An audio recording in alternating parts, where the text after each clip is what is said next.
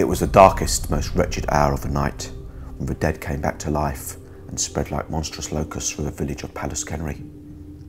The luckier victims were slaughtered in their sleep, their skulls ripped open, their brains hungrily devoured. The others suffered a far more terrible fate.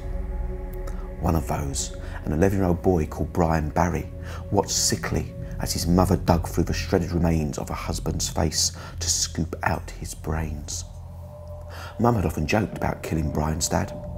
They'd always laughed when she made her outlandish threats, but neither was laughing now. Brian couldn't understand how the world had changed so abruptly. It had been an ordinary Sunday night. He'd watched TV, finished his homework before going to bed, then settled down for a night of sweet dreams. Screams had disturbed his slumber. At first he thought that somebody was throwing a party, but as his head cleared and he turned on the light in his bedroom, he quickly realised this was no party. The screams were roars of genuine terror. Looking out of his window, he spotted some of his neighbours fighting.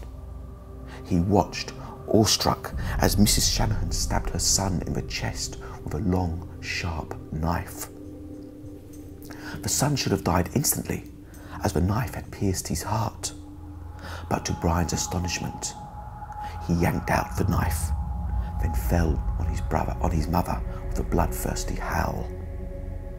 Brian turned away and vomited. Then he rushed to his mum and dad's room to seek protection. But they weren't there. As if in a nightmare, Brian shuffled to the kitchen where he could see a light. Pushing open the door, he spotted his parents, but he didn't call out to them. There was no point. His father would never hear anything again. His face had been ripped apart and his body was deathly still. As for Brian's mother, she was greedily eating her husband's brain. Weeping softly, Brian backed away and fled into the night of blood and screams.